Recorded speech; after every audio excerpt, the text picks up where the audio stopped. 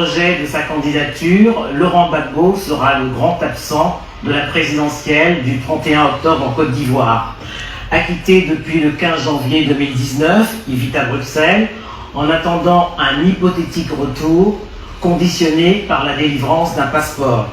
C'est depuis la capitale belge qu'il suit avec un intérêt particulier l'actualité de son pays depuis plusieurs mois.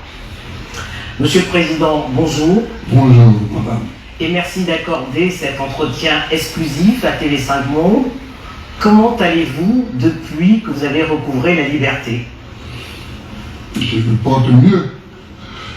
On est toujours mieux quand on est en dehors de prison que quand on est en dedans. Donc je me porte bien. Depuis le 15 janvier 2019, date de votre acquittement, vous vous tairez dans le silence. Pour quelles raisons avez-vous accepté aujourd'hui de parler? Vous savez, depuis mon arrestation, le 11 avril 2011, je n'ai pas parlé, sauf lors de l'interrogatoire devant la Cour pénale internationale.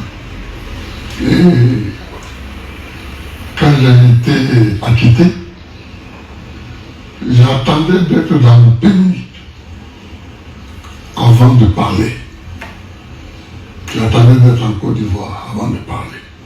C'est pourquoi depuis, je ne parlais pas. Mais aujourd'hui, la date du 31 octobre approche.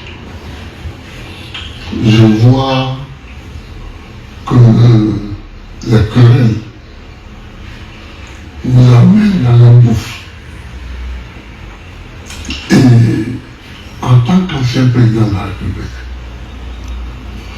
en tant qu'ancien ancien prisonnier dans ce pays, ancien comme politique connu, si je me tais, je ne serai pas responsable.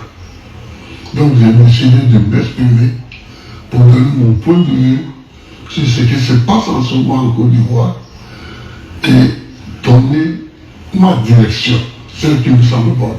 Pour la présidentielle du 31 octobre, vos partisans ont déposé un dossier qui a été rejeté. Est-ce que vous avez été surpris par le rejet de votre candidature parce que vous ne remplissiez pas toutes les conditions? Nous étions 44 candidats. On a rejeté 40 candidatures. Vous voyez un peu. Donc, je trouve ça un peu enfantin. Je pense que dans un pays, ceux qui veulent être candidats doivent être candidats. On ne doit pas multiplier les obstacles sur la route des candidatures. Je ne conçois pas comme ça la politique. Et vous estimez que certains candidats ont été sciemment écartés de cette présidentielle? Oh, bien sûr. Bien sûr. Bien sûr. Mais bon, c'est pour tout ça que je m'explique aujourd'hui. Alors, depuis l'annonce de la candidature d'Alassane Ouattara pour la présidentielle du 31 octobre, pour briguer un troisième mandat, la Côte d'Ivoire connaît une crise préélectorale qui a fait d'ailleurs déjà plusieurs victimes à Abidjan et même dans plusieurs villes à l'intérieur. Est-ce que vous comprenez la colère des anti-troisième mandat? Oui. Oui. Je la comprends et je la partage. Je pense que l'un des problèmes politiques en Afrique, c'est qu'on écrit des textes sans y croire. On écrit dans la Constitution que le nombre de mandats est limité. Est limité à 2. Pourquoi veut-on faire un troisième mandat? Il faut qu'on respecte ce qu'on écrit. Il faut qu'on respecte ce qu'on dit. Dès l'instant où, dans une société, les textes de loi et la Constitution est la loi suprême. On dit d'ailleurs que c'est la loi fondamentale. C'est la loi fondamentale.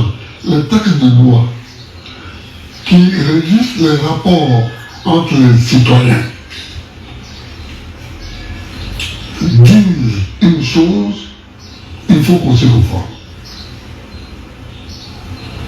Et c'est en s'y conformant que la société est régulée de façon efficace. Si on écrit une chose et qu'on en fait une autre, on assiste à ce qui arrive en Côte d'Ivoire aujourd'hui. La situation inflammable que connaît la Côte d'Ivoire depuis le mois de juillet vous préoccupe alors? Elle me préoccupe absolument. Et je voudrais dire que on a un remède à cela. Le remède, c'est la discussion. Il faut que les gens s'asseyent et qu'ils discutent. Quand vous dites les gens s'asseyent, vous pensez à qui? À Alassane Ouattara, aux hommes politiques en général. Henri Bédier et vous-même? Oui, mais je pense à ces trois-là. Mais le champ politique s'est élargi depuis. Le champ politique s'est élargi. Mais depuis que Oufoué était président, parce qu'il a été le seul à être candidat contre Oufoué-Boigny. J'étais le seul en 90.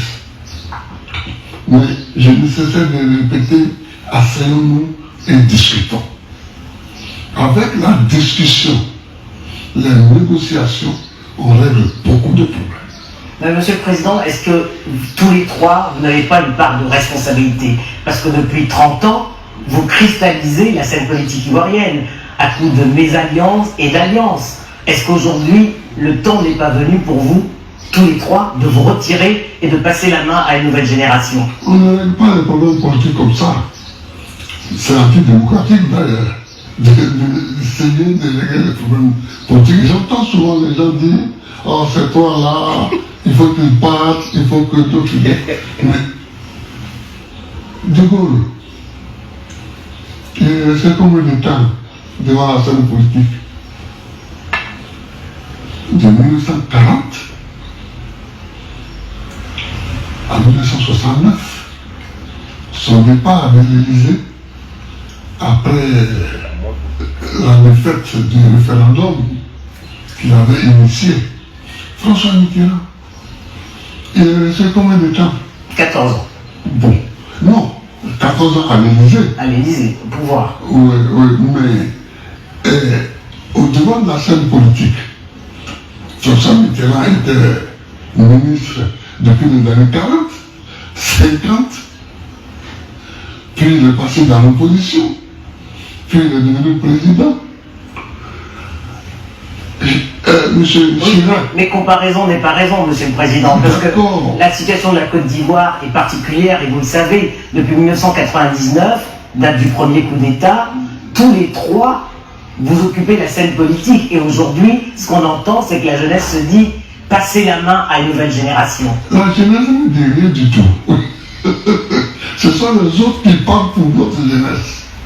Mais je ne voudrais pas focaliser la discussion sur ce point, parce que bon, moi j'ai été bien en prison une décennie et la vie a continué. Donc la vie peut continuer sans nous.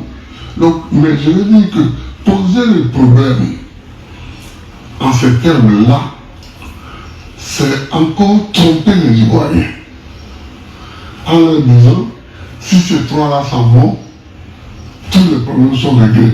Oh non! Peut-être pas tous les problèmes, mais une grande partie des problèmes. Alors qu'est-ce que vous proposez pour renouer l'effet du dialogue entre Alassane Ouattara et les principaux leaders de l'opposition dont vous faites partie? Oui, c'est-à-dire que il faut une auto-éducation. Il faut que les gens comprennent que dans la démocratie, on se donne des règles. On n'est pas d'accord. Dans la démocratie, d'abord, on se rend compte qu'on n'est pas d'accord. C'est la première chose qui fonde la démocratie. On n'est pas d'accord. Mais on vit ensemble dans un pays. En bonne intelligence. Oui, donc on doit vivre en bonne intelligence. On doit se donner des règles. On doit se donner des règles. Et une fois qu'on s'est donné des règles, il faut les respecter. C'est ça. Il faut les respecter. Si on ne peut pas respecter les deux mandats, ben qu'on ne l'écrive pas dans la Constitution. Vous comprenez? Si dans la Constitution il était autant de feu banni, il n'y avait pas de limitation de mandat. C'était le parti unique aussi. C'était le parti unique, mais il n'y avait pas de limitation de mandat. Quand il n'y a pas de limitation de mandat, on s'attend à tout. Mais quand il y a une limitation de mandat, aux États-Unis, il n'y avait pas de limitation de mandat au départ. C'est après Roosevelt qu'on a limité les mandats. Roosevelt, lui-même, je crois, a fait 3 mandats. Vous l'avez quitté comme on dirait. Vous comprenez? Donc, la limitation de mandat n'est pas obligatoire. Mais moi, je la souhaite. Je souhaite qu'on limite les mandats. Mais On la respecte. oui, mais une fois qu'on a limité les mandats, il faut, dans la Constitution, il faut qu'on respecte cette limitation des mandats. Alors, face à ce qu'elle appelle justement la dérive du pouvoir, hein, l'opposition ivoirienne fait bloc, et elle appelle à la désobéissance civile, un mot d'ordre que Alassane Ouattara n'entend pas, puisque ça ne l'a pas fait reculer. Et d'ailleurs, ses partisans au RHDP disent du 31 octobre, un coup KO, une victoire au premier tour. Qu'est-ce qu'il faut, qu'est-ce qui nous attend au lendemain du 31 octobre? La catastrophe. Ce qui nous attend, c'est la catastrophe. Et c'est pourquoi je parle. Il faut qu'on sache que j'ai parlé. Il faut qu'on sache que je ne suis pas d'accord pour aller pied de poing lié à la catastrophe. Pour qu'on sache que j'ai dit qu'il y avait autre chose à faire. Il faut discuter. Monsieur le Président, cet entretien tire à sa fin. Ça fait 9 ans que les Ivoiriens ne vous ont ni vu ni entendu. Qu'est-ce que vous voudriez leur dire à la veille de cette date cruciale du 31 octobre? Discuter. Négocier. Parler ensemble. Il est encore temps de le faire? Toujours. Il est toujours temps de le faire. Il est toujours temps de parler. D'abord, je voudrais dire aux Ivoiriens que dans ce combat qui se mène aujourd'hui autour du 3e mandat, je suis, moi, Laurent Gbagbo, ancien chef d'État, ancien prisonnier de la CPI, je suis résolument du côté de l'opposition. J'ai dit, vu mon expérience, qu'il faut négocier. Merci, Monsieur le Président. Merci, Madame.